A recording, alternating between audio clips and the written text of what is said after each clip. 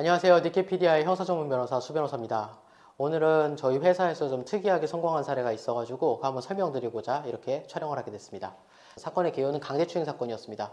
강제추행 사건이라 함은 요즘에 많이 아시겠지만 사실 초범인 경우에도 많이 구속이 되는 경우가 많은 사건이었는데요. 이 사건이 특이하다고 하는 이유는 이번 범행이 세 번째 범행이었다는 게 특이한 사건이었습니다. 첫 번째 범행 했을 때도 선처를 받았었고요. 두 번째 범행 같은 경우도 집행유예 선처를 받았었습니다. 그런데 동일한 방식으로 거의 완벽하게 동일하게 세 번째 범행을 하였었다는 사실이죠. 이 의뢰인 같은 경우는 많은 사무실을 찾아가가지고 상담을 받아봤는데 이게 세 번째 범행이면 일반적으로 징역 1년에서 2년 사이는 실형이 나올 수밖에 없고 따라서 감형을 어떻게 하느냐에 따라서 집중을 하자라는 식으로 상담을 받으셨더라고요. 경찰이나 검찰 역시도 비슷했었습니다. 아니 이 사람은 첫 번째, 두 번째를 선처를 해줬는데도 불구하고 동일한 방식으로 세 번째 범행을 저질러 이 사람은 네 번째, 다섯 번째 역시도 계속해서 범행을 저지르겠구나 라고 생각했던 경찰 같은 경우는 구속영장을 신청하려고 하였었고요. 검사님 같은 경우는 전자발찌 부착명령을 신청하게 했었던 그런 사건. 그만큼 범죄를 되게 엄중하고 무섭게 쳐다봤던 사건이었죠. 근데 저희가 상담을 하면서 느꼈던 바는 좀 특이한 거였었어요. 의뢰인이 자신이 이렇게 동일한 사안에서 범행을 저질렀다는 거에서 스스로도 많이 힘들어하고 있었고 이 부분에 대해서 다시는 이런 범행을 하지 않기 위해서 어떻게 해야 되는지를 많이 고민하고 고심하는 상황이었거든요. 그래서 저희가 이 부분에 대해서 일단 진술을 갖다가 분석을 해봤습니다. 기존 자료와 함께 이 당사자께서 왜 이런 범행을 저질렀는지 한번 확인을 해봤던 거죠. 자, 이 진술을 분석을 해봤더니 원인을 하나 찾을 수 있었습니다. 이 원인은 이 당사자가 특정한 상황에 처하면은 이와 동일한 행동을 한다는 사실에 대해서 알게 된 거죠.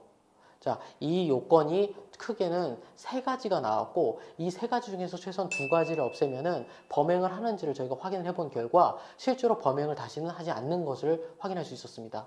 그래서 저희는 이번 범행을 정말 마지막으로 이 사람이 진짜 반성을 할 수 있겠구나라는 생각이 들어서 이 사건을 맡았고 마지막으로 집행유예를 한번 노려보자라고 하고 변론 방향을 설정하게 되었습니다.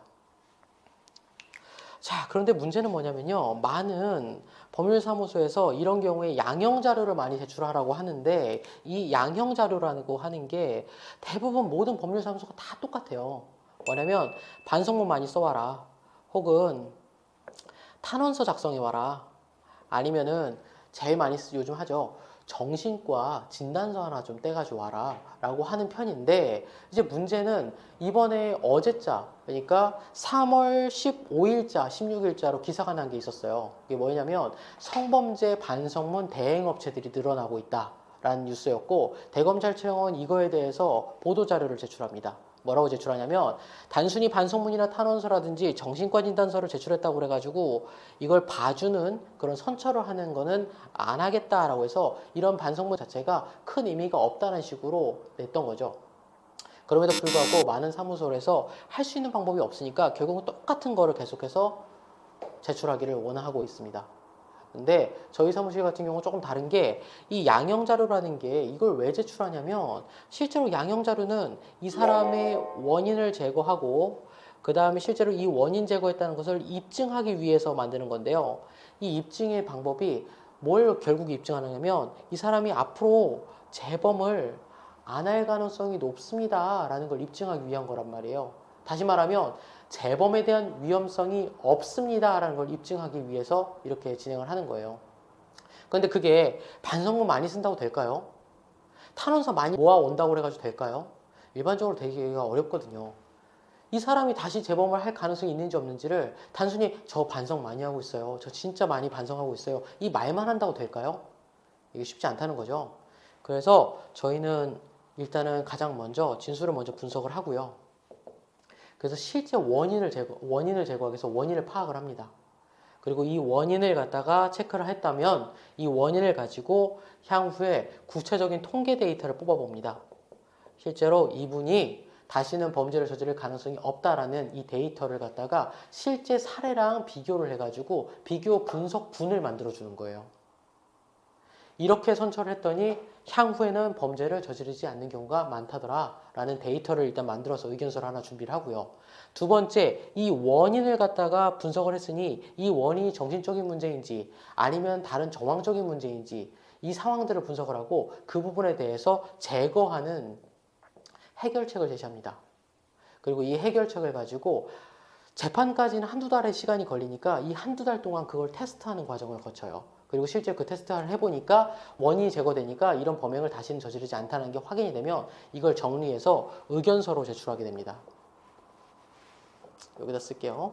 이 사건도 동일했었습니다. 사건 관련돼 가지고 첫 번째, 두 번째, 세 번째의 사건이 완벽하게 동일했었고 동일한 이유가 뭔가를 판단해 봤더니 원인이었단 말이에요. 그 원인을 아까 말했던 그 데이터 형식으로 정리를 해보니까 제거가 가능한 원인이라는 걸 확인했었어요.